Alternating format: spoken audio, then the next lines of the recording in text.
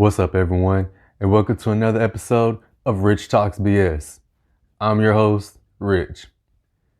Sports news. Let's get into the sports. First off, we're going to start with the NFL, and I got to start off with the Stafford Goff trade. That was a pretty big trade, especially among quarterbacks in the NFL, because so many teams need quarterbacks. There's, quarterbacks on the move or trying to get on the move, and nothing's happening right now. So Rams sent over Goff with a few picks over to the Lions to get Stafford. It's not like Stafford is young, but he is a better quarterback than Goff. He is a quarterback that you can build a franchise around, but in his situation, adding to a system that works, that can work, and that can fit in Stafford's ability, Stafford's athleticism, Stafford's decision making. He's going to fit in this Rams offense. He's going to fit with this Rams team. He's going to, just fit in. This offense looks like it was already kind of built around a quarterback like Stafford.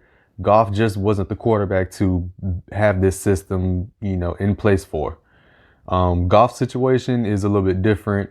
You're, going into a system where you're getting a new head coach. You're trying, I guess now on the Lions side, you're trying to figure out how to put an offense to make Goff successful if that's what you're doing. Or you can still use Goff to trade for another quarterback. You got a few more picks also, but that's not going to happen. This Rams team, just the Rams team in general, period. Just the defense is among the best. Now, adding Stafford to this offense can be one of the best also. So it's going to be very interesting to see, what they do in the offseason, how they add to this puzzle, and to make the pieces fit to become successful next season and to make try to make a deep run into the playoffs. Other news, we got Deshaun Watson. Deshaun Watson wants to trade, of course, and the Texans are not moving. The new GM, new head coach, and Watson doesn't like either, doesn't want to be a part of either, doesn't want to be there, period. And they're already coming out saying that they have no plans on trading Watson, no plans on moving him around. They're getting calls, they're denying each call, declining each offer, and nothing is going to be in place to make this happen. He can sit out, workouts. He can sit out training camps. He can even sit out games. And if it gets to that point to where he's sitting out games, then there's going to be a bigger problem. And now you're kind of pushed into a corner where you have no choice but to trade him, when you should have traded him a long time ago. You could ask for first round picks. You could ask for second round picks. You could ask for other players or something. Among the teams that can make trades with the Texans will be the Jets and the Dolphins. So it'll be kind of interesting to see which way they go, especially because both programs have young quarterbacks. Kind of makes me think what the Dolphins are going to do with Tua if they go after Watson. Next in the NFL, we got the Eagles. Eagles chose their quarterback over their coach. Got rid of Doug Peterson, kept Carson Wentz, but at the same time, is Carson Wentz, the one to lead this Eagles team into the future? You had Jalen Hurts. You put Jalen in after you benched Carson Wentz. He played good. This team the morale was up. This team was excited. This team was ready to play. You could tell the difference in how the team reacted to their quarterback when Jalen was on the field compared to when Carson Wentz was on the field. And it's crazy that the team was reacting like that. So, you can't have that around. Eagles' new coach thinks he can fix Carson Wentz. You're not going to be able to fix Carson Wentz. This is not the offense for Carson Wentz. You know, you got a few weapons around. You got to be able to move around, make decisions. Your receivers and your running backs are like RPO players. So if you have an RPO quarterback like Jalen, then it can work. You can become successful. You can win games and be a contender for the division. It's just kind of crazy, you know, that the Eagles are going through the situation that they're going through now, and we'll see what happens and see if they're actually going to deal Wentz or make him the starter. If you make Wentz the starter, then Jalen's gonna want to move. Jalen is ready to lead a team. He's ready to lead this team, but if you do that, be prepared to deal Jalen, because Jalen's ready to play. He's ready to start. He looks ready. He's mentally ready. He's physically ready, and his decision making was pretty good. You know, coming in that late in the season, he is going to improve in the off season. It's going to improve in the workouts. It's going to improve in training camps, and he's just going to keep improving. So for the Eagles to keep Wentz over your quarterback, over your coach, and to work on Wentz to keep and to start over Jalen, now you're starting to go in the wrong direction. But we'll see what happens. In the NBA, we got the Nets, the Lakers, Clippers, you know, top elite teams with top elite players that are doing pretty good. The Nets, we can say, I guess, on paper is the best team. They're leading the league in scoring, but also last in allowing points. So how can you be the best team in the league if you're scoring the most points, but you're also allowing the most points a game? They just have no defense. They're 27th in defense. You know, over the weekend, they allowed 48 points in the fourth quarter. They just need to make moves to bring defense to this team. Harden's not going to play defense. He's not really going to play as much defense as you want him to, no matter what he says or no matter how he comes off, you know, in interviews or even on the court. He's gonna fake his D, and it's crazy that it's like that. Kyrie's gonna play a little bit of defense. KD is gonna play a little bit of defense, but from the games that I've seen, KD have let quite a few people just go. He's not contending the ball. He's, you know, putting a hand up, but he's not putting a hand up. You know, you have other players on this team also that's defense is not that good. So before the trade deadline, make a few moves, bring in a few defensive key players, and you got to go from there. The power rankings just came out for the NBA also. A new number one with the Clippers moving up from second. Sixers moving up from fourth. Lakers is 3, coming down from 1. The Nuggets are number 4, moving up from 6. Jazz is 5, moving down from 3. The Nets are 6, moving up from 8. The Bucks are 7, moving down from 5. Grizzlies are 8, moving up from 10. The Celtics are number 9, moving down from 7. And the Suns are 10, moving up from 11. And the top 10 teams in power rankings are doing good. They're doing what they need to do. You know, you had win streaks, especially like with the Grizzlies. Grizzlies are on a 7-game win streak. They're doing pretty good after being able to consistently play games and not get postponed. The Suns are great. The Suns adding Chris Paul to that, you know, to that offense. Paul and Booker are doing good.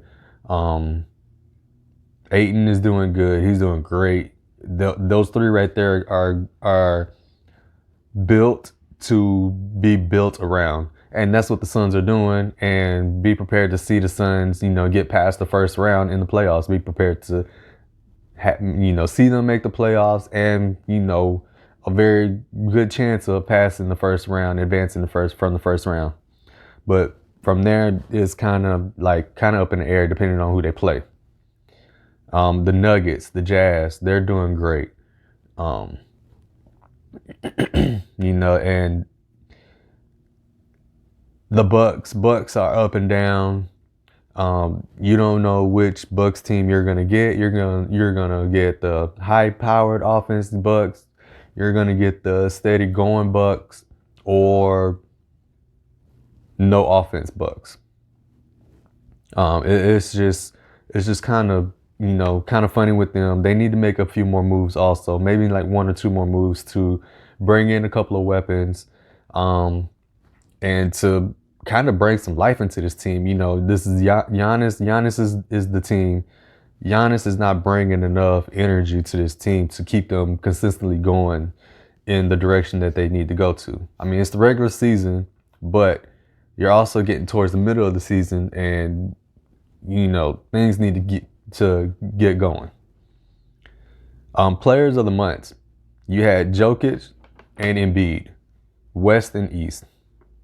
Jokic from the West, from the Nuggets, he's averaging 27.3 points a game, 11 rebounds a game, 7.3 assists a game, and he was shooting 56.5% from the field.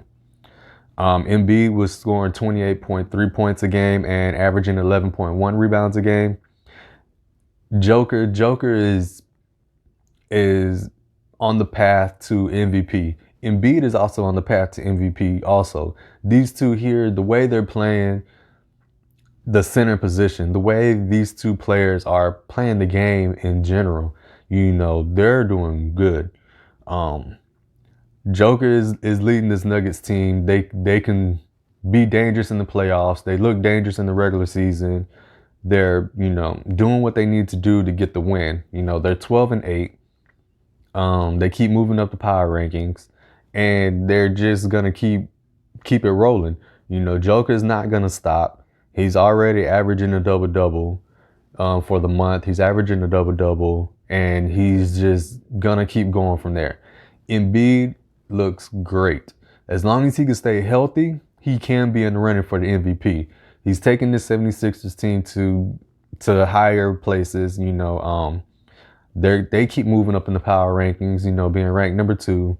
And this team is healthy, and they're doing what they need to do. With Tobias, with Simmons, they're getting things done. They're beating teams they should be beating. They're having close games, but they're playing. It's gonna be very interesting to see if they still have the same energy, the same drive, the same move when it comes playoff time. Especially in the East, and coming up with the Nets, the Bucks, and the Celtics.